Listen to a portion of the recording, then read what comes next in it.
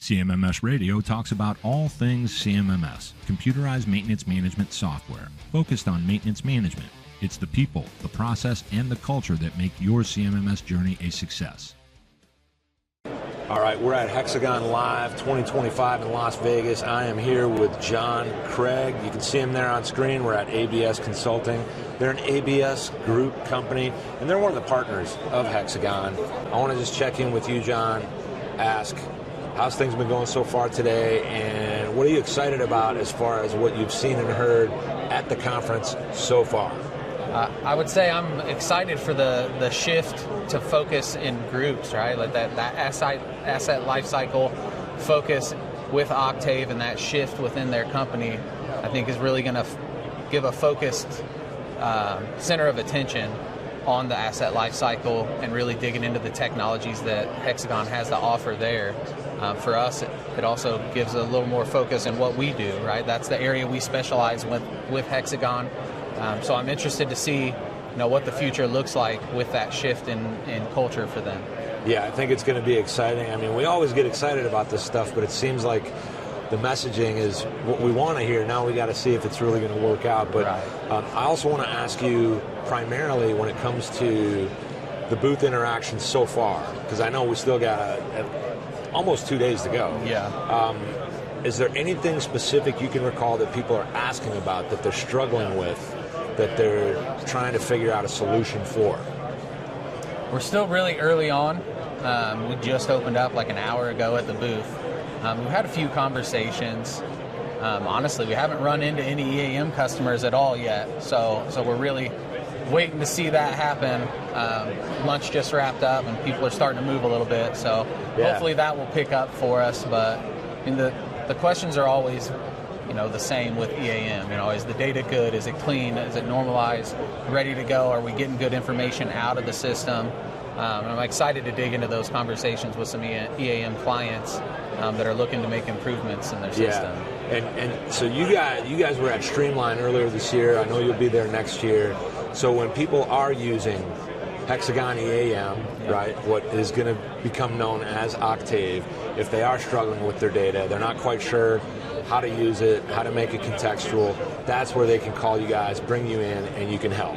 Yeah, absolutely. You have missing or incomplete or incorrect data, we come in and help you get that cleansed, get it prepped and ready to go, load it into the system, and then start reporting on it, right, and getting that information out, because that's the second half, right? Once you have the data, a lot of people are just sitting on all this information. We're not actually reporting on it and using it to make those business decisions down line, and therefore capitalizing on all this money you've invested into this system that has all these great capabilities. So that's kind of the plan, right? Is have those conversations and drive some momentum to actually give a better ROI on what you're getting now. Good stuff, man. I appreciate you being on CMMS Radio, absolutely. Man. We'll catch up with you again as the conference unfolds over the next day or two, man. Thank you, John. Sounds good. Thanks, brother. You got it. Guy-driven MRO supply chain stuff. How y'all doing? Good. How you doing? Doing well. Good. You want to do a soundbite on CMMS Radio? Sure. So tell everybody once again, now that we're here at Hexagon Live in Las Vegas, what you all do and why it matters. We're building AI, large language model, to solve very complicated maintenance, repair, and operations supply chain issues. So our AI will make stocking recommendations for most big industrial companies, manufacturing companies. We see typically an optimization opportunity will reduce around 20% of working capital at these companies and also help stockouts. But right now we're just trying to get our large language model under control. It's a little out of control right now. It's come alive and it's asking a lot of questions about why maintenance guys won't listen to them. So there's still some resistance to trying to crack that code. That's right. Yes, absolutely. Well, I appreciate this soundbite. We're probably going to get some more, but thanks again for being on CMMS Radio from Hexagon Live 2025 Las Vegas. Thank you. Have a good day. All right, we're at Hexagon Live 2025 in Las Vegas. We are with Mel Wallace, and he is with Hexagon's BIM Consulting and Modeling. So if you could tell us, Mel, what on earth is that? Because I don't even know. Good question, Greg. So building information modeling is what we provide as an actual deliverable. We take point cloud data and actually create a 3D model from that information. Once an information is created, we're able to take it and go into a CMMS workflow, asset management workflow, even facility management workflow. Some people even call it digital twins. But it actually starts with originating the data, typically from a scanned piece of content, all the way through the process of adding intelligence to the geometry. So if I want to try to turn the corner on that and have you answer the question, why does that matter to maintenance managers, facilities managers, and does it have anything to offer for reliability people? Right. No, great question. Both asset managers and facility managers, their biggest, at least my humble opinion, challenge is having correct information, right? So we're able to make sure that the most accurate information is being updated in the model, right? Which allows you to make better decisions, better choices, because you have the most accurate information. Now that you're in a model environment, you can digitize your processes, right? Whether it's CMMS, you get into building automations, all these other things that kind of come after, the process, but it starts with having accurate model information or accurate facility information within the model. Very nice. Well, I see the graphics behind you showing up, the 2D drafting, and this is what somebody is typically going to see when they leverage this solution, when they start using this software? It is. So we're really more of a service. Of course, we have different softwares that we can deploy to make this happen. But as you see here, this is a connected digital twin where you can have both the image of it. This is a point cloud image. This is actually walking through the physical location. But this right here is a 3D model of the same space. So you would use this different pieces of information to figure out where things are. Maybe you need to know what's behind this wall. From a CMMS standpoint, you don't know that by looking at it, but if we had the drawings, we could create a model of what is behind the wall so that when one of your techs goes on site, he knows right here there's a pipe, or right here there's an air duct. Nice. Because now we're able to combine all those different pieces of information. Good. So that's very useful. Mel, I want to thank you for being on CMMS Absolutely, Radio. Greg, you're the man. Hey, you're the man, Greg. How can I be the man if you're the man? Love it, man. Love it. Thank you. Yeah, man.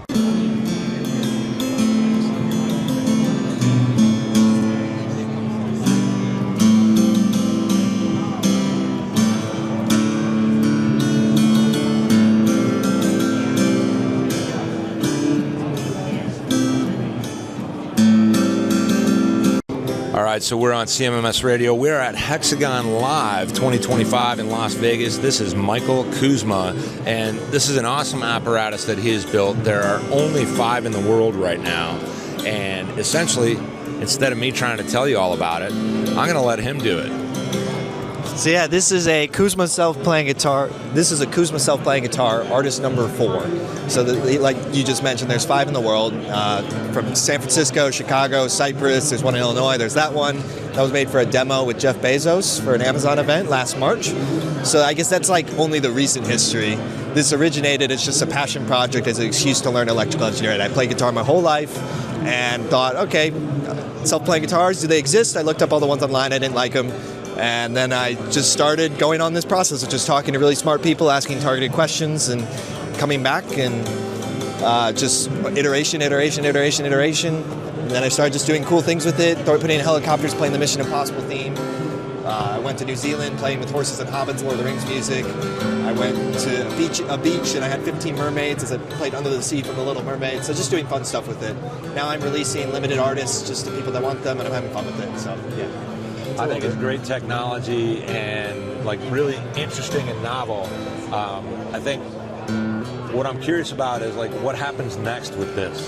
Sure. So I guess right now it plays really good music, but it doesn't play beautiful music. It's not going to play music that you get lost to. It doesn't play with feeling. It doesn't play with texture. It doesn't play with dynamics. It doesn't play many things that a really good guitar player would have. Now, I'm not trying to replace guitar players, but I'm trying to make a really good guitar player. I can record it, just get lost in the music that it's playing on a run, whatever it might be. So adding dynamics, adding the feeling, adding the texture. So building soul, so to speak. So that's the next iterations. Where would somebody want this as far as maybe their organization or maybe somebody that can afford it and they want it in their home? Like, what kind of experiences is this really designed for in your view? Sure, absolutely. So, I mean, anything you envision a self-playing piano, that can exist there. This is a similar kind of concept. So anyone who owns a self-playing piano this would fit in that archetype. Additionally, there's, I guess, what I've done, I busk with it. And I put a sign that says sing with my guitar. And these singers come up and they absolutely love it because it plays in time. It plays exactly what they want when they want it. And it's way cooler than a stereo. Additionally, I have a group of people who, let's say they had a stroke or an accident, they have one hand that works. So we're trying to orchestrate a way where this can play one half and then they play the other half so they can play guitar again. Maybe not exactly the same, but as close as they can get with that injury. The other one that I'm thinking of is there's someone in Silicon Valley that wants one, and they want to build the high-level brain model that essentially, I'm happy, play me a happy song. I'm sad, play me a sad song. And it develops it in its own time, like plays the music live in front of you, but it's all original, developed on the model. So I guess those are a few. I could just keep going and going and going, but that gives you a little gist of, I guess, where I kind of see it being used or what's being investigated. But yeah, definitely a lot of people's homes so far today. Yeah, I think it's awesome, and it's something you wouldn't expect to see and be able to learn about at an industry conference. So I wanted to get a little bit of footage on it so people have an awareness. Michael, I think what you've done here is really kind of offering endless possibilities for what it can do, and we could spin out on that right here. But I want to thank you for being on CMMS Radio, live from Hexagon Live 2025 in Las Vegas. Thank you so much. You got it. All right, we're on CMMS Radio. We are at Hexagon Live in Las Vegas 2025. We're with David Lay. He is with ProjectMates. Howdy, howdy. And he is going to tell us a little bit about what it is, why it is, and how does it relate to CMMS. Fair enough. Okay. So, elevator pitch. ProjectMates is a construction program management software system that's typically geared towards owners. I know a lot of folks that are walking the show floor right now are in the contractor space, general contractors, subcontractors. We're recently acquired by Hexagon, and we are, again, a more owner-focused construction management software system. So, I'll just throw out a couple, right? Best Buy uses us to build their stores.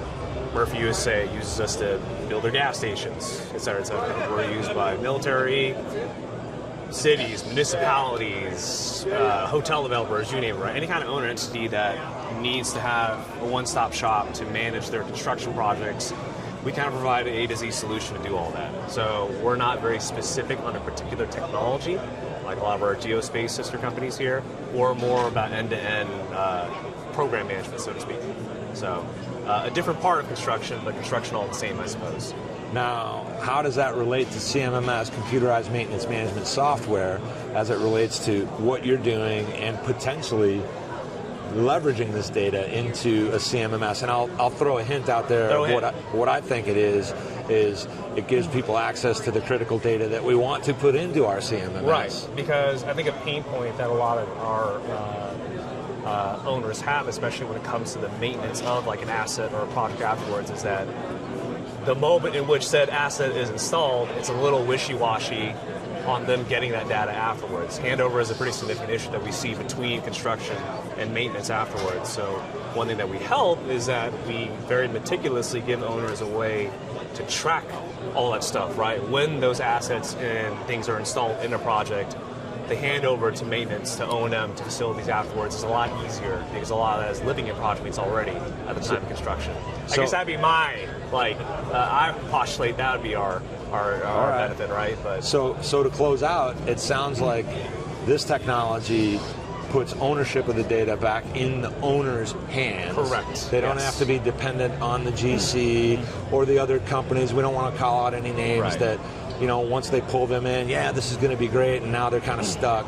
This really puts them back in control of their business from this perspective. At the end of the day, right, despite the architects, engineers, contractors, obviously all being very important people for a project, at the end of the day, the person that cuts the check for the project wants to have that data housed in their system at the end of the day. So this is their shtick for that, so to speak.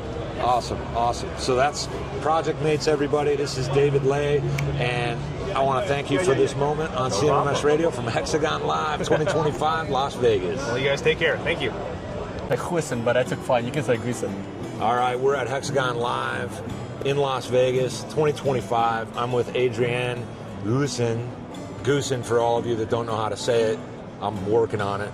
But this gentleman's going to explain to us about this technology that Hexagon recently brought into the fold within the last 12 or so months. But what's interesting for me is it has to do with mining. And on CMMSradio, we're pretty big when it comes to talking about maintenance and reliability in that sector, among others. So, Adrian, if you could tell us a little bit about what this technology actually is, what it does, and why it makes an impact for maintenance and reliability. I'll do so. Thanks, Greg. Maybe just first thing to mention is that it's the company, the products that I'm showing is Indurad. We're a German company. We were bought by or acquired by Hexagon end of last year. So we're pretty new into the Hexagon family and still learning a lot and seeing how all of this integrate pretty well with each other. So who's Indurad? Now part of Hexagon. We design and manufacture radar equipment, not LiDAR, radar, because radar is well suited for heavy industries, areas that are typically known, with a lot of dust or other environmental challenges. So dust, fog, snow, rain, mist, all of that. This is an example of one of our 1D radars. So we do 1D, 2D, and 3D radar equipment. As well as we've got on display here today our IRTT, which stands for the Indurad radio transponder technology, which is used especially underground for collision avoidance, proximity detection, PDS. This is an example of the cap lamps, which have got our IRTT tags installed inside of them, so we don't do the cap lamps. But this is examples of typically what BHP, for the new BHP Jansen mine in Canada, have acquired. So this is typically to allow you to have your employees and your equipment, aware of each other. So you can control your equipment as well, making sure that they are completely aware of when there's a person or another vehicle in its way. And so this actually adjusts based on the speed of the vehicle, the type of vehicle. This is pretty customizable. You can also use it for your transport equipment underground, where you can actually assign and you can upload several drivers so that you don't get all these false warnings. But maybe talking about the radar equipment, you can maybe see at the top of the screen, one of our applications that we have is what we call the iCrusher solution, where we do a combination of our 2D and 3D radar equipment. So from a maintenance point of view, this adds a lot of value, because number one is you can make sure that whenever there's a potential blockage, which obviously then results in people having to take out material, they bring in jackhammers or rock breakers to remove the equipment. Our radar actually detects and sees if there's any potential blockage. Okay, so that we control the traffic lights so that you don't dump material on top of a potential blockage. Okay. We also do 2D radar underneath the breaker, the primary breakers in your surge bins, but not just in that area. We also do it on top of screens. We do chutes, where again you not just look at the volume or the levels of the material, but now you can protect your apron feeder. So again, from a maintenance point of view, I come from a mining background, worked for a mining company for about 28 years before I joined Indurad. Is you always want to have a layer of material, 500 millimeters, about 1 meter of material on top of your apron feeder. So the advantage of having a 2D sensor like this, looking over your apron feeder, is you can now make sure that there's material all over your apron feeder, so you don't have material falling directly onto your apron feeder, giving a big knock, which causes a lot of maintenance, and it's a difficult area typically to work in as well, especially if you've got breakage of your pans, of your apron feeders. We also have our iBelt solution, where it's a combination of our 2D radar for volumetric scanning. The blue beam that you see there is our Doppler velocity radars, measuring the speed of the material. This is the 1D radar that we use for measuring the belt alignment up to millimeter accuracy. So there's no contact. The nice thing about it, there's no contact. Okay. Also with the volumetric scanning, we can actually guarantee the accuracy of your volumetric flow measurement. So that compared to a belt scale, as an example, and there's obviously applications for both. With a belt scale, all of your equipment is basically contact. It sits underneath a conveyor. It's very susceptible to material carry back on your conveyor, material falling onto your strain gauges, load cells, and idlers, where all of this sits above, no contact. Yeah. Okay. Plus, we can have quite a bit of material build up on here. There's no cleaning requirements. There's no frequent calibration. So again, compared to other products like your belt scales, where you have to do frequent recalibration, advantage of this is no calibration. You calibrate it once, and unless you replace the sensor or move the sensor, okay, there's no recalibration required again. So, a quick question, and we'll close out on this. So this technology, while it's working with these aspects of automation, if you will, and all that, is there any risk of drift or hallucinating? No. All right. Is it self-contained? It's self-contained, yes. Excellent, excellent.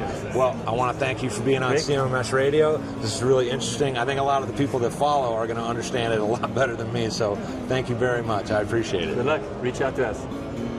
All right, we are at the 21 Tech booth. We are at Hexagon Live, and we're in Vegas. It's 2025.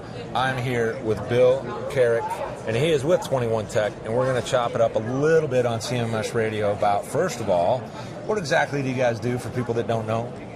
We're a Hexagon partner that implements Hexagon EAM. We focus on a lot of different industries, but our strongest and most sort of strategic one is public sector and transit. We're proud to be the public sector partner of the year for Hexagon for the second time in a row. Congratulations on that. And I actually knew about that, but I'm glad you brought it up. So now when it comes to this event and what you're doing, you can hear Scott McKenzie in the background there. They're getting ready to do another interview. That's on Industrial Talk. Make sure you all check that out too. You get good info. So Bill, getting back on track, what kind of things are people coming to you with at this conference as far as challenges? Like what kind of problems are they bringing to your attention that they want you to try to help solve? So the buzzword of the day, and I don't even think it's the right term because it's way bigger than a buzzword, everyone knows, is AI, right?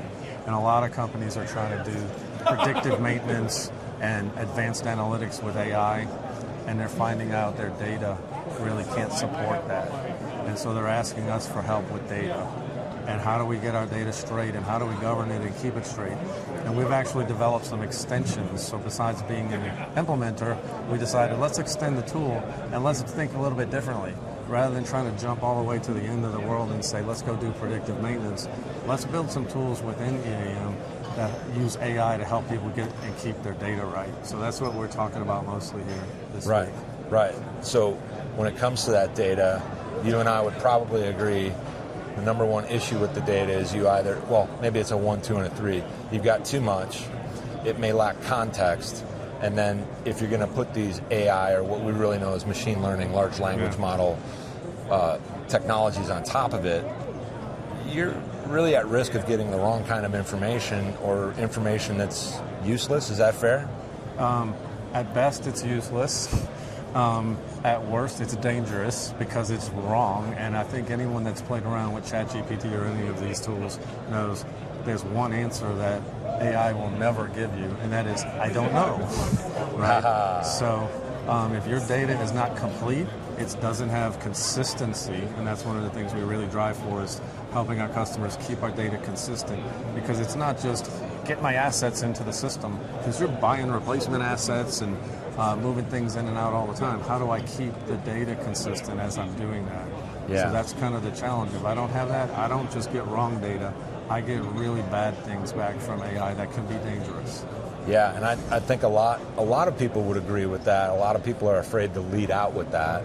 I'm not, because we want people to leverage technology that's going to make an actual impact, Absolutely. Get them the outcomes. But here's another question, and I think you got this.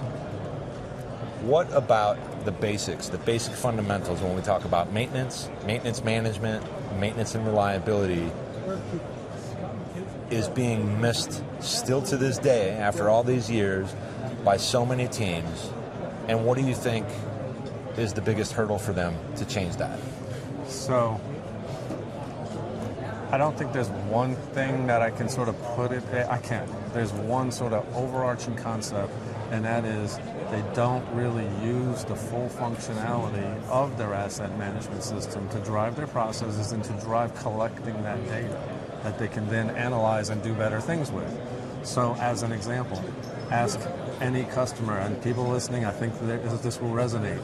You have equipment, you have work orders with PDFs attached to them. And it says, in your work order task plan, it says, go read this PDF and go do what it says, right? So what we're doing is, like, as a very fundamental thing, we got a machine learning model that actually knows some context around equipment and around maintenance, and it knows how to go through those PDFs and turn it into some very key components. It's going to sound very fundamental. Build a task plan, right? Build a checklist, and even recommend the PM schedules that should be built. These are components inside of Hexagon EAM people aren't using. And it's not just putting the information in the hands of a mechanic when they're doing the work so that they've got those checklists right in front of them and not have to open a PDF, but it's about what you're collecting back as they're doing it. So it's not just this PM was done, but give me the details and let me collect some information. Let me collect some information back as that is being executed. And that's kind of what we're driving for. Are you collecting the data while you're doing the work at a detailed level to analyze and let an AI come up with useful and not dangerous information later? So we're going to call it at that. I think if people need help with their Hexagon platform and getting on a better path, avoiding that AI easy button approach and getting into some actual maintenance best practices, they can hook up with you guys at 21 Tech. Absolutely. Bill, thank you for being on CMMS Radio. Thank you. All right, we're here on CMMS Radio with Blake Bernacki. He is with ProLytx, and we are at Hexagon Live 2025 in Las Vegas. So first of all, Blake, welcome to CMMS Radio.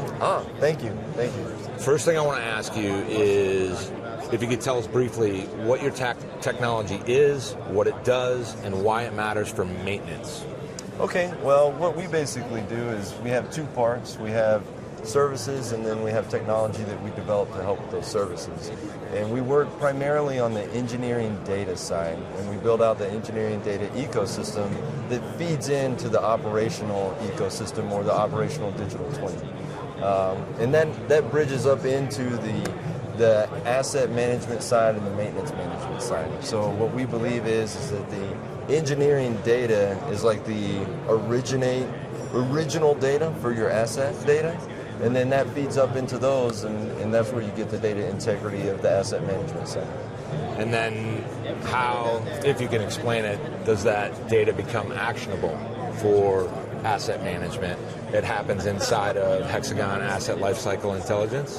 Yeah, so what we do there is we connect. So Hexagon has kind of two different parts. They have the EAM side of it, but then they also have the 2D side of it for your instrumentation, your equipment specs, your instrument specs, your process data, right? And the 3D model and the electrical side and P&ID side. So we take that information and we marry that up into the EAM stuff.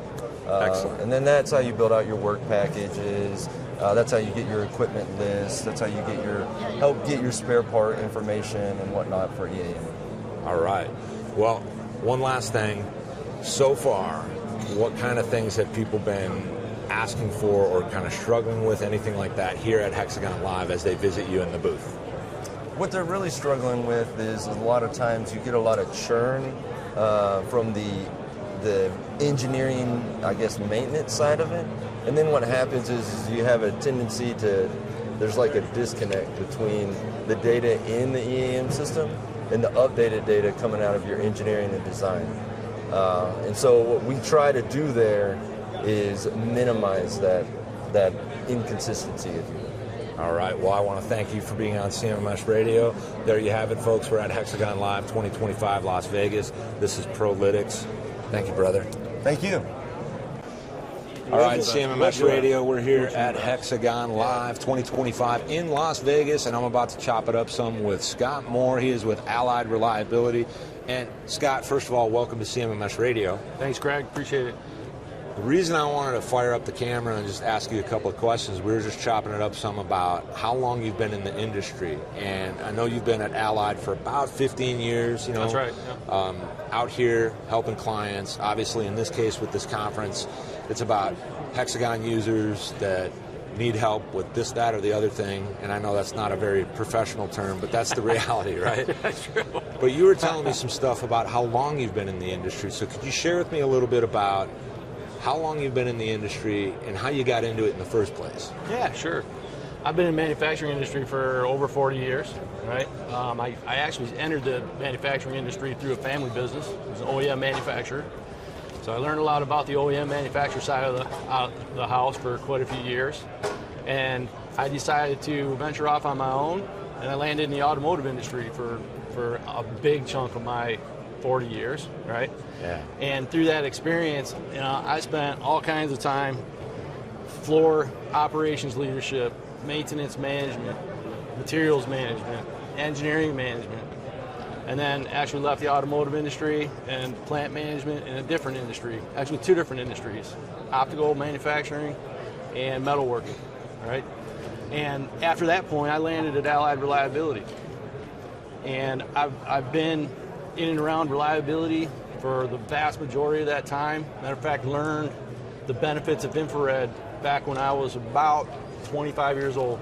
Nice. And started implementing that at a automotive manufacturing plant. Question about that. So when we talk about infrared, for some people, they kind of think they get it, but can you give one example of infrared in a maintenance environment and why it matters? Well, infrared in a maintenance environment today is extremely important, right? Because obviously you get the visual of where heat distortion exists in electrical systems and electrical components, and it identifies hot spots to tell you, hey, I've got problems, right? Back when I first used it, it was all about inspecting the bus ducts and the electrical bus duct systems in the plant. And that's where it started. It wasn't even used at that point for, doing mechanical IR motors, right, or electrical panel inspections or MCC inspections at that time. So it's grown a lot, right? But it's very critical. You lose the power, your main power distribution, you've got problems, right? Yeah. So let's switch it up a little bit. So okay. I know we're here with Hexagon, EAM, and all that, and I'm kind of a CMMS guy, but maintenance management is really at the heart of what I'm interested in talking about. So when it comes to whatever system somebody's using, what do you see as one of the main reasons when someone has software in place for maintenance management, for asset management, asset performance management, that gets them kind of locked up and they don't carry forward? What's the biggest barrier to them not moving forward very well after they've acquired the software?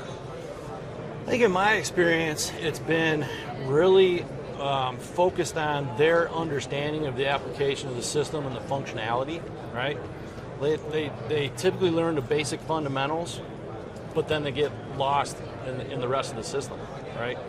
And can't really understand and be able to utilize that system for visibility, right, and management of the overall process, to understand really what's the health of the system. Yeah. Right? So that's what I've seen. Do you think, just kind of a random question, do you think it's still a really common practice for maybe leadership, top-down decision-making, where it's like, hey, here's the system, and nobody takes the time to get with their team, the guys and gals out on the plant floor, and say, hey, we're about to do this, we'd like your input. We're about to do this, we'd like to understand, what would make you excited about it, on and on like that. Do you think it's more of like a culture problem where leaders aren't getting out from behind their desks? I believe that's a big component of it, right? The leadership wants to have a system, call it system in place to manage, and they find that what they believe to be the silver bullet, right? And they have a small group of people do the implementation and don't talk to the people that actually have to use it, right? Yeah. And then they go through the implementation process, we see it all the time, and they don't focus on the human aspect, the change management component. How's my life going to change? What's in it for me? What do you expect me to do different, right? And then provide them the level of training they need to be able to manage the system, right? Yeah. So it doesn't get it to its full potential. And another thing is when you have some success with it and somebody leaves or somebody stops paying attention to it, you can lose that team very quickly if the front line's taking the time to use it, look at stuff, put in their work orders, close out details and all that, and then one of their mid-level managers or one of these, I'm going to say it, like a VP of reliability stops looking at the data. As soon as they figure that out, they're like, why am I bothering with this? That's right. It comes down to, we talked about it earlier, people and process. So if you're going to put a system in place, you have to document the process, ensure it's your people are trained, coached, and mentored. But then that's what institutionalizes it. So when new people come in, you also have to have a training program in place to be able to, them to internalize the program and learn it themselves. So you build that cycle, and a lot of times that doesn't happen. Yeah, and I think for this soundbite we're going to wind it down with that, because it's good advice, and I would only add one thing to it, is that once you get that in place, folks, revisit that on a regular frequency, because if you think it's a set it and forget it type situation, it just doesn't work that way. It's dynamic. It's always living, breathing, growing. You have to constantly be looking at it and improving the process. Right? Awesome. Scott Moore, Allied Reliability, thank you for being on CMMS Radio from Hexagon Live 2025 in Las Vegas. You got it, Greg. Thank you. We're here on CMMS Radio. We're at Hexagon Live 2025 in Las Vegas. We had some big news this week. It was actually yesterday. I'm here with Clay Bush and Victoria Waits with Stratum Consulting Partners, and you guys have some cool news that already came out, but I want to start with that. You are now a part of TRM. So, Clay, got it. Tell me a little bit about that, how that's been, and then we're going to switch into a couple other random questions. Absolutely. We're about 90 days out. The acquisition happened in mid-March, and TRM is on a growth tear, and we're part of their plans for the future. So we're going big on EAM and APM and the whole utilities asset-intensive sector. All the verticals that are super asset-intensive, that's where we're headed. Yeah, and now I want to switch to the news that we got yesterday with the new branding, the new name for Hexagon Asset Lifecycle Intelligence, which is Octave, which is a word that I like. When I first saw it, it resonates with me because we're a musical family, so I think it's great. I was surprised they got the word. It's a great word, and so somehow they were able to get it. I tend to agree, and I just learned something really interesting talking with someone from Hexagon about that. I'll tell you in a second. But Victoria, how's this been for you, being at Hexagon Live, being here in Las Vegas? What kind of stuff are people asking you about? Oh, it's been awesome. I mean, we've gotten to connect with a ton of people, hopefully future customers, current customers. Everybody's super excited about AI. That's been a huge theme throughout the whole week so far, and everybody's been super excited to see where Hexagon's going, how we're going to grow EAM, and what the future possibilities are. So I'm excited to be a part of it. Very cool. So now here's the cool thing that I learned about just now was the idea that they could not only create that awesome name that encompasses everything they want to do from a visionary perspective, which I really mean that on visionary, they're able to trademark it and lock it down. Whereas with Hexagon, it's a thing that you cannot trademark. So that's kind of an interesting thing that I didn't realize. Now, I want to ask you, Clay, when it comes to the things people have been talking to you about, whether it's here at the booth or throughout the conference, I see you meeting with a lot of people. What are some of the things that people are talking about that are still a struggle from kind of the world of maintenance and reliability, asset performance management, and then also what are they excited about? What's really working for them? I would say we've been very successful with our clients getting the foundation set and drawing them along the maturity curve little by little. Not every customer is going to be at the same pace, of course, but we've been really successful about, if you've looked at our journey approach, getting people to move down the maturity curve and use more and more of the product. The hot items right now, by far, is AI and BI, if you know what I mean. So we talk about that with customers every day. So it's coming fast, as you know. AI and BI is kind of intertwined with it, but we're doing a ton of work around Power BI and visualizations and people getting the data back out. They've been furiously typing it in for years, so let's get some data coming back the other way to us to help us learn and improve. Give it some context and make it actionable. Well, Victoria, thank you for being on CMMS Radio. Clay, we finally got your booth visit done. Yes, sir. That's a wrap. CMMS Radio, Hexagon Live. Stratum Consulting Partners. All right, we're back on CMMS Radio. We are at Hexagon Live 2025 in Las Vegas, and we are at, is it Give Solutions? And they're one of the Hexagon partners. I'm here with Meir Divan, and we're going to talk a little bit about, first, what you do, sir, and second, why it matters to both maintenance and to Hexagon users. Okay, so I'm about 40 years in the asset management and maintenance. I was in charge of and established with my own hands a series of systems of CMMS or EAM in organizations, consulted to vendors that have ERP but didn't have the EAM module or the CMMS module, so I developed that for them. And in 2008, I decided to leave my neutrality from being just a consultant, strategic consultant in EAM, and to adopt Hexagon EAM because I found it flexible and advanced, both. It was in for EAM then, in order to be a platform for developing the last mile functionality for different types of customers that need the CMMS, the EAM, the MMIS. You know, there are so many names for this actually functionality. Yeah. So we are now, over the years, we became gold partners and premier partners, and awards, and with a lot of awards from Hexagon on innovation. And now, in this event, I'm happy to say, we received the Global Growth Award for partners, because we are getting global with companies in United States, in the European Union, and in Israel, which is the headquarters. So this is one thing. Second is,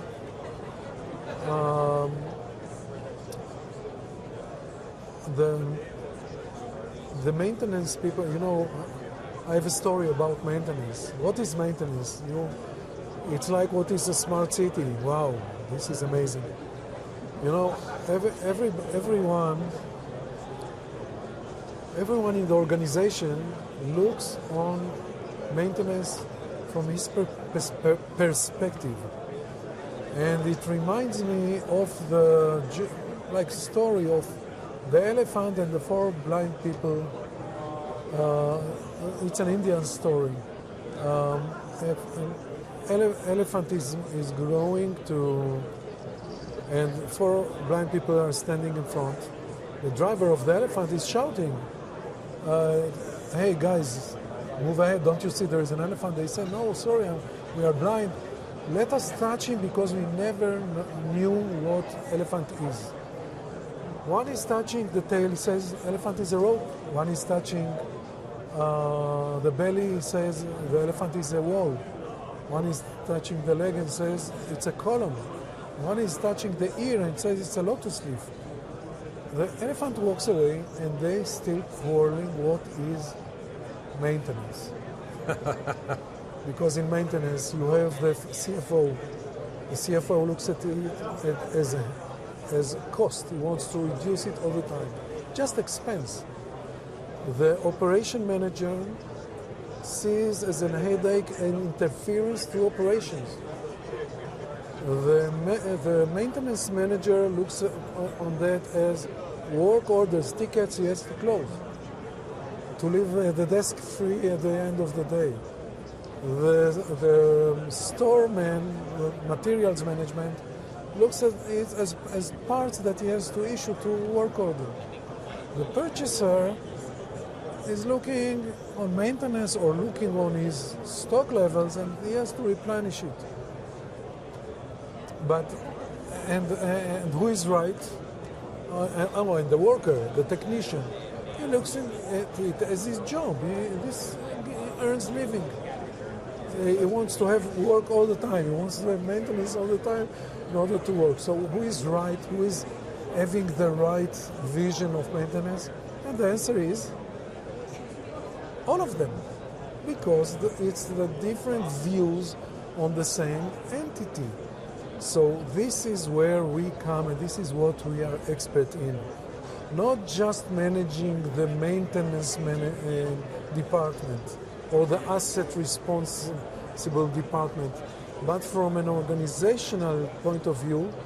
And once you understand that actually maintenance is something that and asset lifecycle management is an issue of all the organization, then you have to have all of them on board. You have to have them synchronized, coordinated with the same processes. For example, if someone is open a ticket and the ticket requires materials and the materials require procurement and the procurement requires budget, it's not different departments, it's not different systems, it's the same system, the same asset, the same problem, the same organization. This is what we do. I just lectured yesterday and the name was the digital brain of the infrastructure organization, the holistic approach. This is what we do. And now we are getting more in. In general, you can talk about definition of intensive infrastructure organizations. So they have in common the asset life cycle, but then they differ. Are we manufacturing or are we services? If you are manufacturing, everybody knows to deal with that. If you are services, we are almost the only one that is succeeding and build ourselves and build the insights and the solutions to deal with that. So if you give municipal services, you should need give city. If you give education services like college or university or a training compound in the DOD, you need give campus. If you manage real estate and housing services or elderly supported living services, or you operate malls and you give services of shopping, you need give estate. If you are a smart hospital and you give medical services, you need give health. If you are a utility creating energy or water, it's give energy. If you are providing transportation services like metro, light train, rails, you have give rail. If you are an operator of road and you need operation and maintenance, you have give RMS. And if you give service of inspection and rehabilitation for road structures, which means bridges, tunnels, culverts, sewer pipes, etc., then you give BMS. And if you want to get autonomous and use drones and robotics in order to do the on condition maintenance, you have to know the condition. How can you know the condition if you don't inspect, or if you don't have inspection tools or inspection drones or robots? So we integrated the drones, and the robots are commodities that our innovation is that we integrated to them first in the world, created integration to the EAM. This brought us an award from Hexagon, and the video that Hexagon did on us, on this, you can have it, it's on the YouTube channel of Give Solutions. And the IP, the innovation that we did is about the integration and about applications that allow to introduce a defect into the system in 5 seconds. Because when you have a drone in the air, the time is critical. You don't have, like you need to push 5 buttons and that's it. And of course, the expert systems that get and calculate the indexes, calculate the condition, and then creates and sets a remedy plan and optimization with different scenarios, and then activate it into the EAM in order to create the work organ with the rehabilitation plan. This is what we do in an expert system called the Give BMS. Well, I really appreciate this soundbite. This is what we do at Hexagon Live. We get to meet the partners. And Meir, thank you for being on CMMS Radio. Everybody check out Give Solutions. Thank you, sir. Yeah. Did you find this episode helpful? Please send us some feedback, suggest a topic, or ask a question. Reach out to CMMS Radio if you need a co-pilot on your CMMS project. Visit CMMSradio.com and use the What's on Your Mind link. Thank you for tuning in to CMMS Radio, your resource for all things CMMS, from selection to implementation, to help you make better choices, learn from industry experts, and have a successful CMMS journey.